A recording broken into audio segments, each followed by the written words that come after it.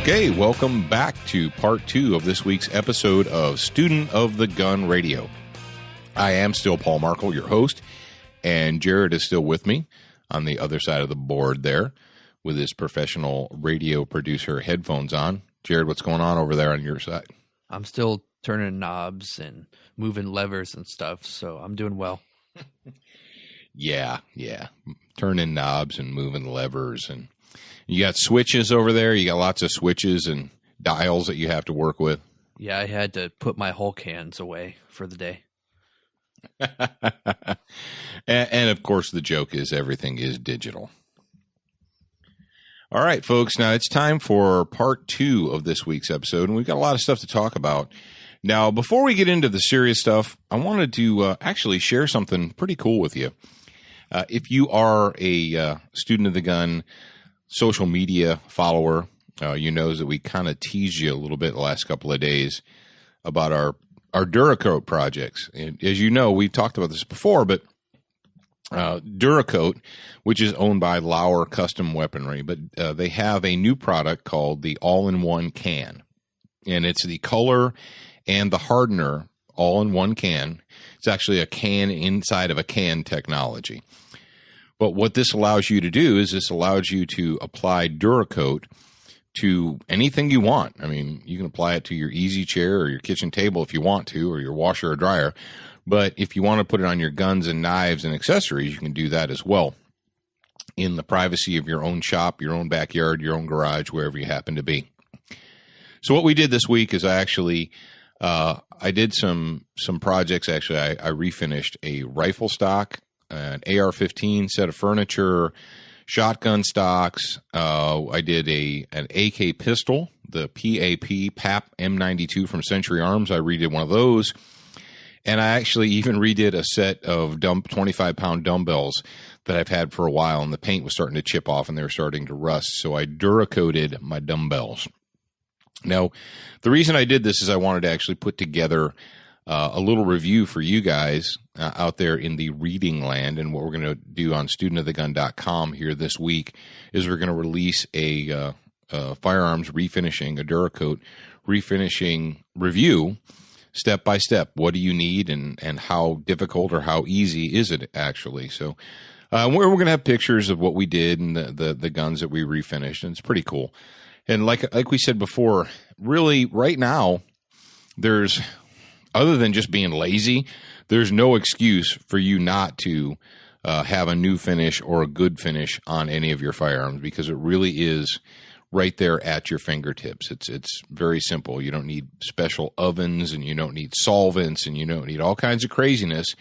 Basically, you just buy one can and follow the instructions, and you can do it yourself in your own garage. So check that out. It's going to be coming up. Like I said, we'll post that on studentofthegun.com. And if you're not checking out studentofthegun.com at least once a week, you're really shortchanging yourself.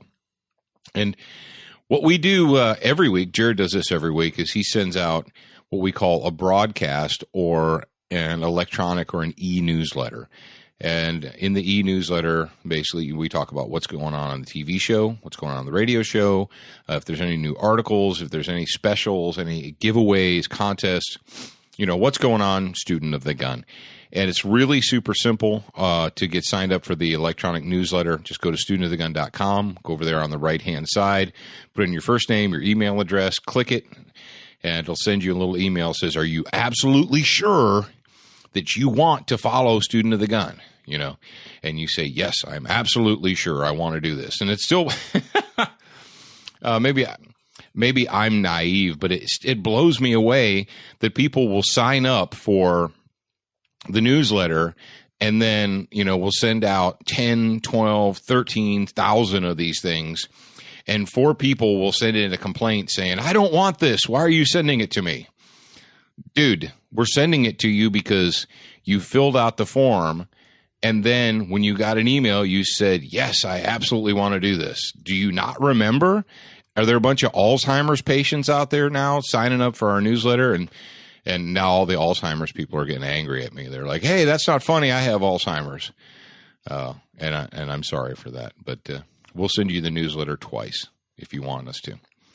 Now, folks, We got a lot of gun-related stuff we want to talk about. We do have some serious stuff, but before we get into that, Jared, where can they go? What is the one device or one item that they can have in their hand that is the gateway to everything Student of the Gun?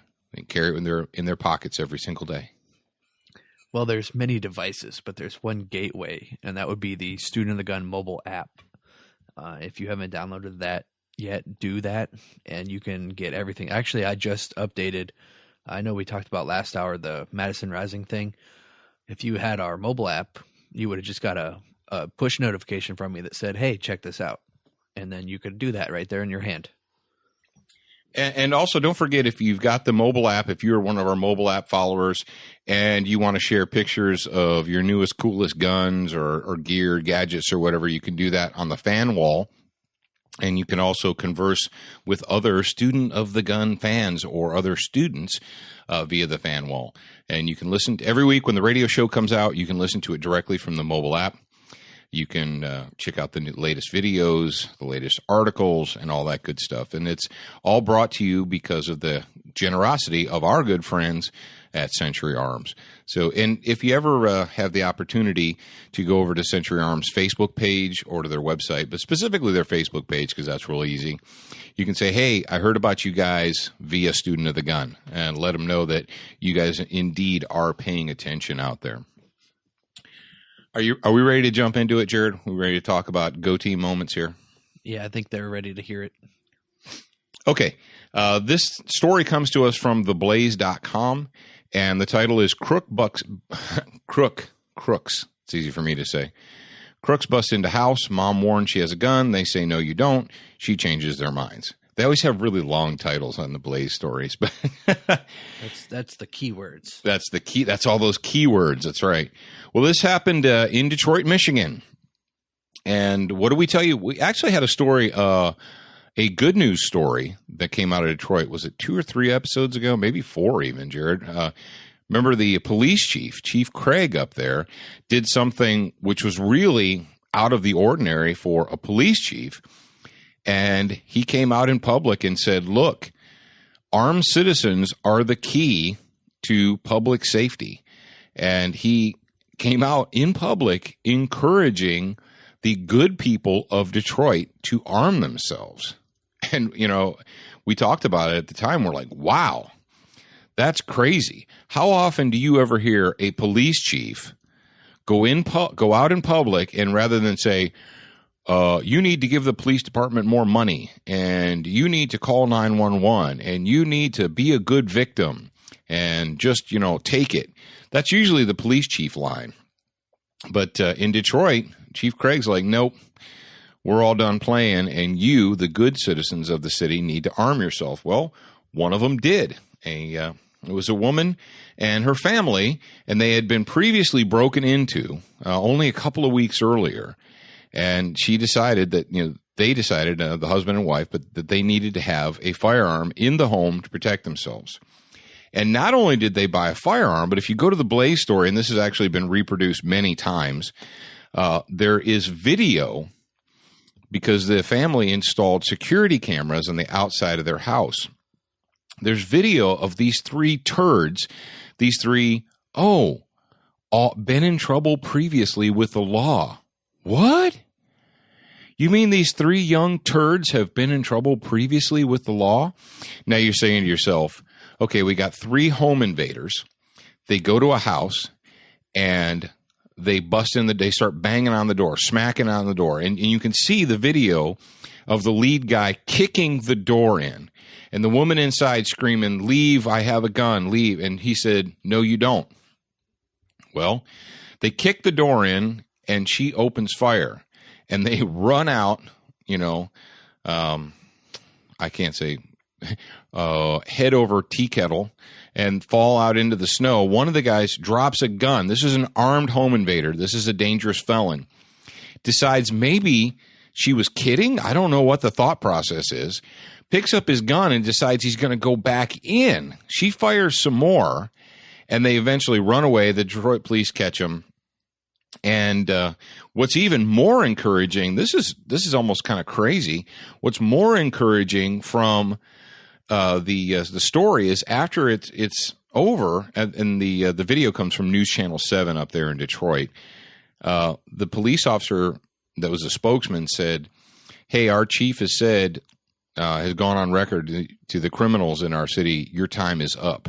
We're like, wow, that's pretty bold talk up there from Detroit, Michigan. But the reason we really wanted, there's several reasons we want to talk about this. Number one, a good citizen, a homeowner, a family, a mother protecting her children, uses a firearm to drive off 3 armed home invaders. And what do these scumbags just think they're doing? Why is it that in the United States of America, there are gangs and groups of scumbags, urban pieces of human debris that think that it's okay not to wait till you go to the movies at night and pick the lock on your back door and go in and burgle your TV from you? No. That's old 1950s mentality there. They think it's okay to smash in the front door of an occupied dwelling and enter with guns and knives to forcibly rob you. That's disturbing, and it needs to stop. And this is one way that it can stop. Now, you say, well, what did she have? Did she take Comrade Joe's advice and buy an over-under shotgun? Well, if she took Comrade Joe's advice and bought an over-under shotgun, she probably would have been empty real quick before the guy with the pistol decided to run back in. Because what did Comrade Joe say?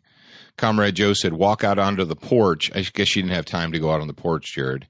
Maybe that was her problem. She should have walked out onto the porch and fired 2 shots in the air. How does that work out? That might have solved her problem early, where she might not even have to shoot anybody. That's right. Comrade Joe says, use your guns as noisemakers. Never mind the innocent pregnant mother that the bullet's going to find.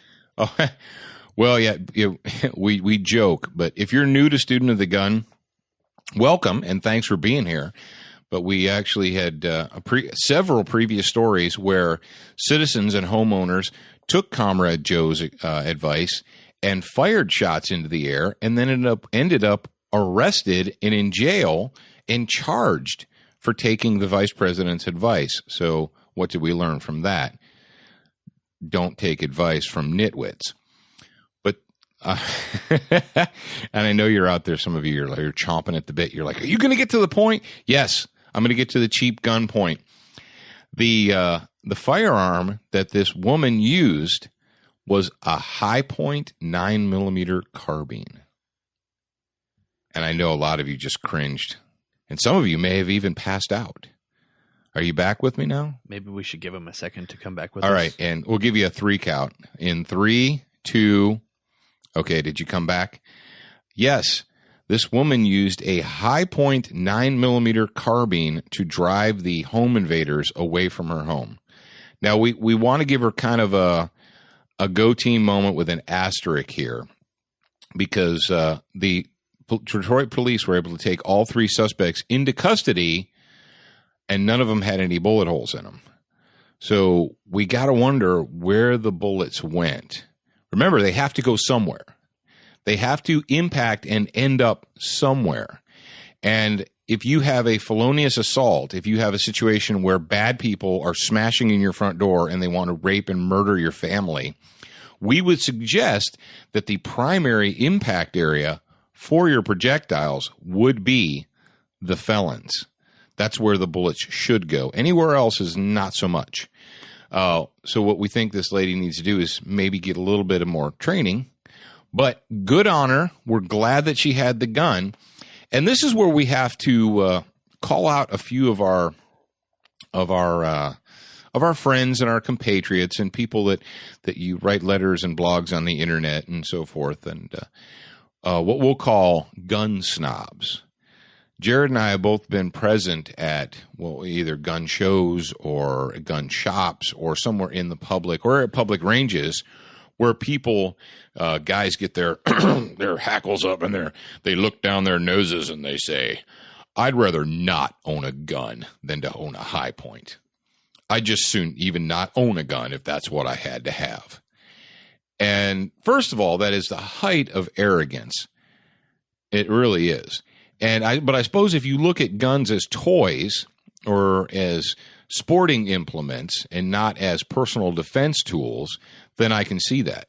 If you're an effete skeet or trap shooter and you wouldn't even deign to walk upon the range without your Perazzi in hand, then you probably look at, maybe you look at a high point pistol or carbine as a tool for the peasants or something like that. But the fact of the matter is there are a lot of humans, there are a lot of citizens, a lot of homeowners and families that if you told them that they had to spend $500, $600, $1,000, even $450 on a firearm, they may not be able to budget that.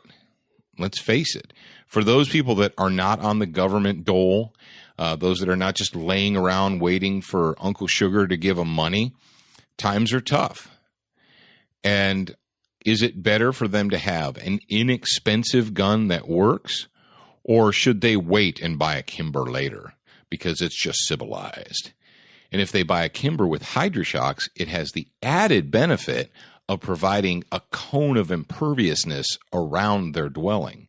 You don't even have to actually carry that. You can just put it in your safe, and it produces an invisible shield around. No, all right, we're just kidding. We're just teasing. Guns don't provide invisible shields around you. They're tools that you use. Now, on season 1, a lot of you guys may, if you're dedicated fans of Student of the Gun, if you go all the way back to season 1, you'll know that that's one of the things we did. We got an out of the box, just regular old high point 9mm pistol. Their basic model, whatever they call it, the C9, or I'm not sure what they call it. But we had one, and we took it out to the range, and we shot it two-handed, and we shot it right hand only, we shot it left hand only, and we probably, in one afternoon, shot about 100 rounds or so through it on the range, and we didn't have any hiccups, no problems whatsoever. Now, are they pretty? No, they're not pretty at all. Or they're dog ugly, let's face it. They have a face that only a mother could love. But the fact is if all you have in your budget is $150, and you can go down to the local store, or $200, I don't know how much they're going for now, and that's all you've got, is it better to have one of those, or is it better to have nothing? Well, I'll just wait, and maybe in a year I'll be able to afford the gun that the guy down there at the gun shop says I should buy. Now, I know the high points have gotten a bad rep because they are low end, but let's face it, if somebody needs a gun, if you had the single mother with 2 kids who's working 2 jobs and she lives in kind of a crappy neighborhood, are you going to tell her, well, you need to just save a little bit more of your money and you need to buy a real gun or a good gun? Or are you going to suggest that she get what she can afford? And right now, the high point guns, as ugly as they may be, they go bang, bang, bang all the time. Now, no, you're not going to run an IPSC match with one or even an IDPA match with one. And no, they're not concealed carry guns. They're thick and ugly and bulky. But if it's something you're just going to keep on the nightstand because you're on a limited budget, we say go for it. And in this case, this woman used a cheap gun, and she was able to drive away 3 scumbags in the Detroit area. And we say to her, go team, and we're glad that you had that gun when you needed it.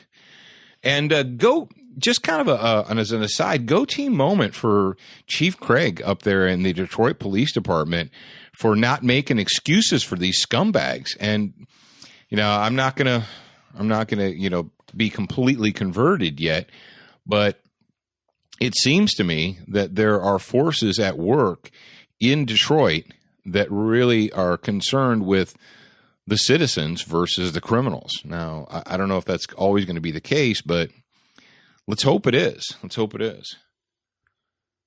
This next one is really disheartening and disgusting, and it just happened. And the title of this story, this comes from OpposingViews.com, but this particular report has been all over the place. It actually originally was reported by SBTV News Atlanta, and it says a teen holding Wii controller was shot by a police officer. Turns out, or the original story that we've got right here is that a female police officer was going to a trailer home to arrest a father for a probation violation. Pounded on the door, and that the 17-year-old victim in this case walked to the door, opened the door, and had a Wii, that's W-I-I for you old guys, you old gentlemen that don't know what a Wii is, a W-I-I Wii video game controller in his hand, and was immediately shot in the chest by the police officer. And witnesses say that the officer walked away from the home with her hands in her head in her hands, and knew instantly that she'd killed the kid. And they tried to say later that, she thought it was a gun, or thought it was a BB gun, or thought it was a whatever. But what do we know? What do we know about deadly force situations? Just because you have something in your hand, or you're in possession of something that may look like a gun, does that mean we kill you? What are the other circumstances? Is there a direct threat? What's going on here? And this just happened, I believe. Let me see the story. The dateline on this story was February 18th, Tuesday, February 18th, as we're recording this. So expect this to play out. Now, hopefully they're not just going to take this story and sweep it under the rug. And, what's sad is this kid, the picture of him is in his ROTC uniform from high school. He's in junior ROTC. He said he wanted to join the Marine Corps. And obviously he'll never get an opportunity to do this. And unfortunately, there's going to be a lot of people who will say, well, this happened in the Eagle View Mobile Home Park. So obviously then these people are disposable, and so we shouldn't even care about them. But we don't believe that anyone is disposable. And in this situation, we need, are we allowing those who carry the badge, are we holding them up to a higher standard, or are we just going to say, hey, you shouldn't have anything in your hands when you open the door, And apparently the officer in question had her gun in her hand pointing in the direction of the door when the kid opened it. So you have to say, well, okay, if it's a probation violation, was it necessary to go there? Was it necessary to have your gun out? Maybe it was necessary to go there, but to have your gun out pointing at the door when this happened, I don't know. But it was a sad situation, and kids don't answer the door with a Wii controller in your hand, at least not in Georgia. So, did she already have her gun out? I missed that part. Well, according to the story, the reports that we got is that it said that he opened the door and that she instantly shot him. That she shot him without arrest warnings or anything like that. So how was she able to? You think she broke leather in like 1.5 seconds and? Well, I was wondering if she had time to draw, because as you're drawing, you obviously have time to analyze the situation, to move and so forth. It's a sad situation, and folks, police departments work for you, the citizen, and you have the right to question them. Now, I'm not saying I'm not cop bashing. I was a cop, and I've been a victim of cop bashing. But the fact is, we need to hold law enforcement to a higher standard than we're holding them right now. And if you're a cop out there and you're listening to me, don't you get butthurt. Don't get all butthurt, because you know that there's some policing that needs to be done in your ranks. You know it. Don't look at me. Look at your own ranks and answer that question honestly. Can you honestly say that everyone in your agency is top shelf and spot on? Or do you have the pensioners and the equal opportunity employees, the people that are only there because they gave them extra points on their freaking civil service exam? Is that the case? Because if it's not, all right, I'll say that I'm wrong, but I believe that it is. All right, we've got some slave state news for you guys in 3, 2. I like to teach you all the rules. I get to see them set in stone. I like it when you chain me to the bed, but then you see which name. And this slave state news comes to us from the glorious People's Republic of Illinois. That's right, the glorious People's Republic of Illinois. And this is also a public school story. And you're like, oh, no. Yes. A 6th grader was suspended from a Chicago elementary school after he voluntarily turned in a broken toy gun during a, quote, random pat-down on January 31st. Frederick Funston Elementary School has instituted a new policy at the beginning of the school year where the students are randomly selected and to be separated from their bags and manually patted down before passing through metal detectors. Stop. Stop. The elementary school, children K through 6. You guys, all you old guys, you remember that, 5, 6, 7, 8-year-olds, 9, 12-year-olds is the top level in an elementary school. So this school system has instituted a random policy where children are separated from their bags, patted down, and forced through metal detectors. What? Okay. I want someone out there. I want a reasonable person out there in the Student of the Gun audience. I want you to explain to me why it is permissible, why it is a good idea for children to go through random searches and pat downs, and why you have to run little kids through metal detectors. All right, reasonable people, go ahead and get your pencils out and start writing me. First of all, if you have an area or a neighborhood where you think elementary school children need to be run through metal detectors, you've got a big problem, and you need to take that bull by the horns and fix that problem. Oh, you don't understand, Paul. We live in a bad neighborhood, or this isn't a good neighborhood, or it's the bad part of town. Okay, stop. If you know that, if you are able to label an area as, quote, the bad part of town, why is it the bad part of town? Oh, because there's a lot of crime and drugs and poverty and blah, blah. Well, why? Well, just because. Oh, it just automatically happens. It just happens all by itself. Or does it happen because the citizens have punted and they're like, well, it's not my responsibility. It's someone else's responsibility to take care of that. I've got a lot of Dancing with the Stars to catch up on here. I don't have time for all that jazz. Folks, if you're sending, I can't even imagine anyone listening to me that sends their kids to a school where they pat them down randomly and then run them through metal detectors. I would go off the Geiger counter charts if I found out that was happening to my kid.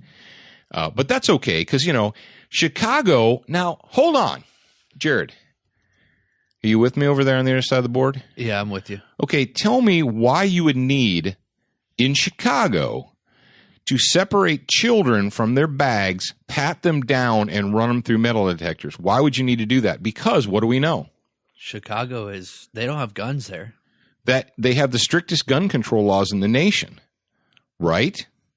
So what does that de facto mean if you're a hippie, liberal, progressive maggot? They're either admitting that their gun control, the gun signs don't work, obviously, or they just want to control the children. Yeah, control the children. Well, yeah, I'm perplexed. Now, schools are gun-free zones, right? They have plastic signs on the doors. They have stickers. Remember the chick last week, 2 weeks ago, who was so afraid of the pictures of the stickers, of the guns and the stickers, that she was in a panic because up in Illinois, they were putting stickers. So, okay, let's get first. I'm just blown away by the insanity and the fact that people just accept this. Well, that's reasonable. That's what you need to do. You need to run your children through metal detectors. So the kid pulls out a broken, I think according to this, it was a broken toy gun, and he turns it in, right? So what does little Jimmy get for turning in his broken toy gun before being randomly patted down and sent through a metal detector? Well, little Jimmy gets suspended from school. What? Yeah, little Jimmy gets suspended from school. So even though little Jimmy did what he thought was the right thing, he still got punished for it. Folks, I don't even know what to say on this. This is so disturbing. This is so disturbing to me that, number one, that there are adult human beings in the United States of America that are going along with this. That there are people in the school district that think, yeah, that's what you should do. You should run the little kids. Who's patting these children down?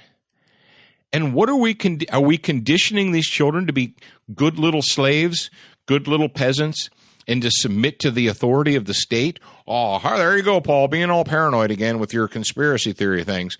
If it's actually happening, it's not a conspiracy theory.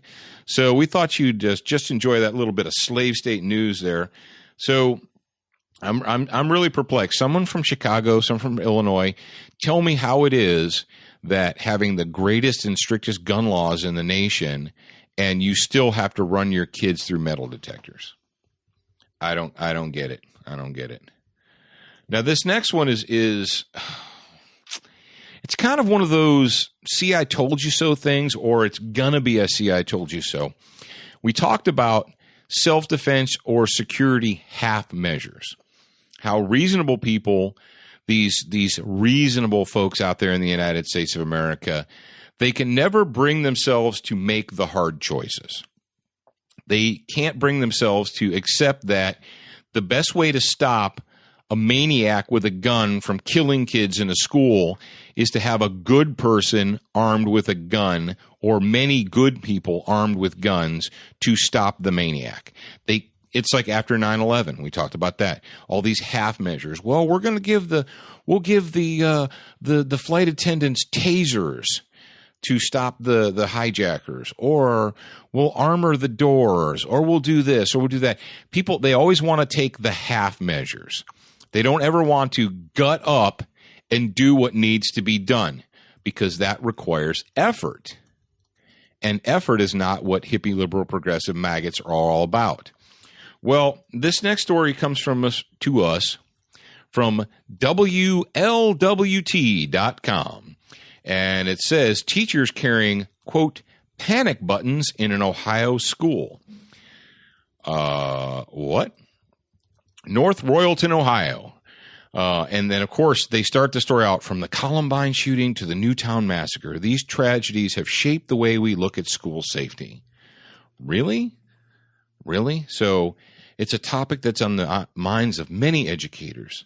In emergency situations around the country, time is of the essence, said Edward Verardi, the principal of St. Albert the Great Elementary School in North Royalton. Essentially, the gist of it is what they've got. His staff has recently been, quote, it's not in quotes in the story, but it says, recently been armed with a new device called the Tattletale Panic Button. Yep. Now, they paid for these using grant money. They had special grant money. It says, as soon as they press the button, the police department gets a notification where the emergency button was pressed, and they can get to the school as quickly as possible, says Vitardi. The device is meant only for emergencies, like if there's an intruder.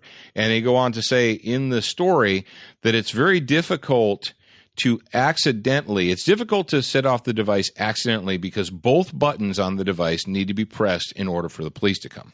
Okay. So let's dissect this real quick for a second here. We've got this guy, he's all concerned about school shootings. And what happens in school shootings? Well, we have deranged lunatics, bad guys, who don't care that schools are gun-free zones. They just ignore the plastic signs. And they've decided that they're going to go into the school where they know everyone is disarmed. Because why? Because it's a felony to carry a gun in a school. Unless you're a deranged lunatic that is planning on dying anyway, and then you're not really concerned about the later charges of a felony. So you go into the school and you decide that you're going to make your statement, whatever it is. Let's say you're Johnny Jihad, or you're the kid that's on too much Ritalin or antidepressant medication, and you're going to start shooting people up. So you go in there and you pull out a gun and start shooting. The teacher sees it. They hit the little panic button. Okay, fantastic. So it sends a signal out, and it goes to the dispatch. And it says also that the school security, the in-school security will also know that the button was pushed. Okay, cool. So let's say, is the in-school security armed or not? Because if they're not armed, then they're just observers. Let's face facts right there. So the police dispatch someone, 911, red hot emergency, get to the school immediately. They hit the panic button. So they get in their cars and they fly to the school as fast as they break all the speed records. They go through the red lights and the stop signs, and they're at the school in 4 minutes and 30 seconds. Pretty quick, right? Would you say that a response time from a 911 dispatch to arriving on scene in 4 minutes and 30 seconds is quick? Yeah, well, yeah, that's probably pretty quick. How much damage can an armed lunatic with a gun in basically a free fire zone, because no one in there is armed to oppose him, how much damage could that person do in 3.5 minutes? Well, you're missing the point, Paul. Am I missing the point? Am I missing the point? How much damage can they do? Well, probably a lot. Really? You think probably a lot? Remember we did the home security test? And I said, walk in your front door and slowly walk from your front door to your bedroom and count in your head, 1001, 1002, 1003, and tell me how long it takes from the for you to enter the threshold of your home and to get to your bedroom. And a lot of you are like, ooh, it's like 10 seconds if I walk, or 30 seconds if I walk slowly. And I say, all right, now imagine someone smashes your front door and they run or walk quickly to your bedroom. And the police are going to be there in 4 minutes. What are you going to do for the additional 3 minutes and 30 seconds that it takes for them to get there? How much damage can a bad person do? You're like, well, Paul, you just don't want them to do anything, do you? No, what I don't want them to do is to put all their faith in these false hopes, in these half measures. It's ridiculous. It's stupid. It's a waste of money. It puts me in mind, when I read this story, I thought about how many college campi have you been on, or public parks, and they have the police call boxes. It's a blue pole, and it's got a little light on top of it. And if you feel that you're in danger, you run over and you pull it down, and the little blue light comes on. And it sends out a message to the police department. Hey, police call box number 785 in the quad has gone off. Go over there and see what's going on. And when I was a cop, we used to call those find your body boxes. It's like, well, what are those for? Well, they're so we know where to find your body. You hit the thing, and then we get there in 5 minutes or 10 minutes or however long it takes. And that way we know that your body is somewhere in the vicinity. It's not, the police call boxes are not going to stop a rapist from raping you, a mugger from mugging you, a murderer from killing you. All that does is it lets us know. And these panic button things, they're going to know exactly where to find your body. They'll have a good idea where your body is located because you hit the panic button. It's ridiculous, but it's what people do when they're afraid to take on problems head on. They come up with all these half measures, we did something. And that's exactly what it is. It's we did something, so something's better than nothing, right? No, a lot of times something is equivalent to nothing. And, well, what do you think, Paul? What do you think, we should have people with guns in our school? I don't know. Do you have any interest in protecting your children from homicidal maniacs? No? Okay, well, rock on then. This next one, we don't have, Jared, we still don't have Vagination Report a theme song, do we? No, I haven't been able to find one that fits, but if anybody knows, tell me. That is a great idea. That is a great idea. I know you guys are out there, and I know you're probably thinking. I think we should have a contest. Whoever comes up with the best, you can even make your own song. Whoever comes up with the best song, we should. I don't know what you'll get, but oh, you're loading it up there, aren't you? You're gonna. All right, now keep in mind we have family friendly. We are a family friendly lyrics rated. The FCC has to keep it a G rating or Y rating. This is a PG rating or whatever you do for radio. It's based on the TV rating. So I think PG and above. Yeah, you can't say. I mean, below. You can't say those 9 bad words because we are family friendly, and we know a lot of you guys are listening to us in your car, and you're letting your little crumb crunchers listen to us too. But yeah, if you have an idea, because we've got a slave state update music. If you've got an idea for a vagination report update, just maybe it could be a song that's already out there. Let us know. But this one comes to us from merry old England. And you know that we like to go to merry old England every once in a while and get our stories. This is from thedailymail.co.uk. And the story is 2 petite police firearms officers. What? British people. I don't even know what you're doing here, but it says 2 petite police firearms officers set to receive £35,000 each because the guns were, quote, too big for their hands. And the word petite was also in quotes. Now, I suppose in merry old England that they have to differentiate between police officers that use guns and police officers that don't use guns. And according to the story, these two copettes, is that what a female in England, are they copettes or cop chicks or whatever? They sued because now you're like, well, dude, what were they giving them? Was there like Desert Eagles or, Beretta 92s? Because those things are really big. Or, what are they? What monstrous, massive firearm are they issuing to these copettes that they can't handle them? They can't get their hands wrapped around them. Oh, it was the monstrous Glock 17. Oh my goodness. So you're like, so let me get this right. Their hands are just too small for these monstrous Glock 17s, right? So here's their claim. These 2 copette chicks in England, and in England, you guys are so far gone. We're sorry for you. You should have gotten on a boat when my great-great-grandfather did and come over here. But, hey, I guess we're heading down your road anyway. They won a sexual discrimination case based on the grounds that they couldn't reach the trigger. What? Yeah. So in merry old England, they're going to give these 2 copettes who supposedly both worked as armed officers at nuclear facilities. One worked at the Civil Nuclear Constabulary, and the other worked at the Sellafield Nuclear Plant in Cumbria. So not only are you evil people in England trying to force these lovely young cop chicks to carry the monstrous Glock 17, but you're also forcing them to work at evil nuclear power plants? You should be ashamed of yourself.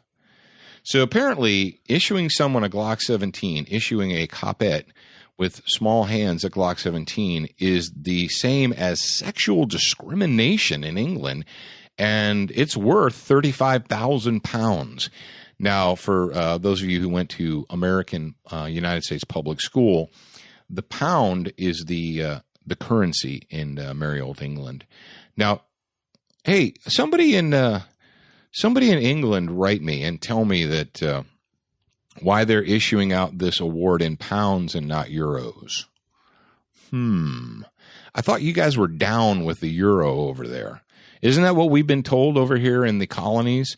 Is that everyone on the continent is down with the euro? Apparently, these copettes are not down with the euro, and they want to be issued pounds. And the one copette says that she was bullied, victimized, and isolated based on the fact that she had to use this monstrous Glock 17, and it was just so big. First of all, that's crap. That's crap. And now, let me tell you what, as somebody who is a professional firearms instructor who's trained literally thousands upon thousands of men and women, young and old, and this young lady sticks out in my mind. When I was working for the military as a full-time firearms instructor, small arms and tactics instructor, and we had a a young lady come through our school, come through the Expeditionary Combat School, and she wanted to be, I can't remember if she wanted to be a diver, a U.S. Navy diver, or if she was going to be on, I think it was a diver. So we'll go with that. But anyway, she was approximately 4'11". She was a petite woman. She was a very small woman. And, she decked out in her Kevlar helmet and her, IFAC body, her what do they call it? Interceptor body armor, with her M4 hanging off of her. The M4 with the stock extended was almost as tall as this woman was. And guess what she used? Guess what this woman had to use? And she had petite hands. I mean, really. She had to use a Beretta M9 pistol. We didn't have other guns to issue her. And this young lady went through our firearms program. And not only did she qualify with the M9 Beretta, which if you have problems with the Glock 17, go talk to somebody that had to qualify with a service issue Beretta that has an 18.5-pound double action trigger pull and see how sorry they feel for you. This woman not only qualified with the M9 and the M4, she excelled with both of them. We used that young lady actually to shame some of the larger males who were complaining about how hot it was and how tired they were. Like, this 4'11" girl right here, she's doing everything that you're doing, and you're tired and you want to quit. Get out of my face. So I was scrolling down my Facebook wall here, and I came across our little friend Eden Rose, Little Red Danger.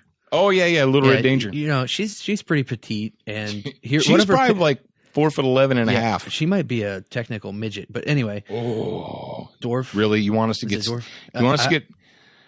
Anyway, Jared, we're going to get letters, but go ahead. So what I'm saying is she's got a rifle that's I'm pretty sure it's taller than she is. Oh, the Serbu 50 cal? No, that's not it. That's not what it is. But I don't know what this one is. But it's taller than she is, I'm pretty sure. And looks like she's happy to be holding it. Well, this story from England is ridiculous, but and you guys are, in the listening audience, you're like, oh, well, that's England. We expect them to be effeminate. I'm definitely going to get letters now, but folks, it's coming. It's coming here. It's coming here. When you've got people that can sue a baker for not making them a cake, it's coming here. But it's ridiculous, folks. It's ridiculous. And yeah, are there probably guns that will fit a woman's hand better than a Glock 17? Sure there are. But here's what I can tell you from experience. It's not that they couldn't do it. It's that they didn't want to do it. It's that they did not want to apply themselves. They did not want to do it. They wanted it to be easy. They wanted it to be given to them. And ladies in the audience, I'll tell you this. My experience with female shooters has been the following. If a woman wants to be in a firearms school or in a training class, if they paid their own money, if they voluntarily arrived, if they took time out of their day, out of their lives to go to a firearms training school, those ladies can be some of the best students out there. They really can. Because fortunately, most women arrive at firearms schools. They don't have a bunch of preconceived notions that they're already the best shooter in the world and that, they were born a good shooter and so forth. So a female student who arrives with the desire to train and to learn can be a fantastic shooter. And most of them learn very quickly. They pick it up very quickly. Conversely, women who are there at the firearms training course because it's part of the job and they were told that they have to go to it, they were commanded or given orders to go there, many of them show up not wanting to be there. And the only reason they're there is because their command or their sergeants or their captain or they have to be there because of the job. But otherwise, given the choice, they would not be there of their own free will. And I have to suspect that these two little police firearms officers, as the title said, these little copettes here in merry old England, that they wanted the really good paycheck. They want the really good government paycheck. Yeah, we want that. We don't want to have to put forth any extra effort. So thumbs down. We're not buying it. Maybe you can convince a court in merry old England to give you £35,000 for sexual discrimination because you were burdened with this just monstrous Glock 17 pistol. But here in the colonies, here at Student of the Gun, we're not buying it. So you can go sell that somewhere else. Jared, are we doing good? We're running out of time here. All right. Well, here's we might have ran over a little bit. We might have ran over. Okay, cool. Well, folks, we thank you again for joining us, for being out there, and we thank you guys who actually took some time during the last week to go ahead and post your comments and ratings up on the iTunes feed. As we mentioned before, iTunes they do watch it very closely. When they rate the shows and when they recommend shows to potential people, to potential listeners who may not have already heard about Student of the Gun. So thank you for doing that. And if you're an iTunes listener, we appreciate you jumping on there and leaving your comments. We appreciate everybody out there who's signed up for the mobile app. Mobile app, like we said, is free. It costs you nothing, just a little bit of your time. Now, don't forget about Student of the Gun TV. Student of the Gun, the television show, is on every Monday night. Channel 266, Dish Network. That's Dish 266, and that's the Hunt Channel TV, and it's at 9 o'clock Eastern time. So if you want to catch it, you can do that. Now, if you don't have Dish Network, that's cool too. You can go to studentofthegun.com, and you can watch the show for free online with anything any internet-savvy device you've got there. Now, we could not bring you this show. Jared and I could not sit behind these awesome carbon steel, these black carbon steel microphones with our cool pop filters. We couldn't do it without the support of our good friends at Kel-Tec Firearms down there in Cocoa, Florida, and our good buddies up there in Republic, Missouri. That'd be Crossbreed Holsters. Our friends at Colt Firearms. And, Jared, did you see the press release? It's apparently Colt has officially purchased the Alabama thing? LWRC rifles. No, for I didn't $60 million. Yeah, it just was released 2 days ago. Oh, that's just pocket change. Yeah, so Colt has purchased LWRC rifles. So a lot of you guys that are fans of LWRC, you might be hip to that. And don't forget our friends at XS Sights. And you may want to be the good guy of the week. And you may be if you post your question. So until next time, remember, you're a beginner once, but you should be a student for life.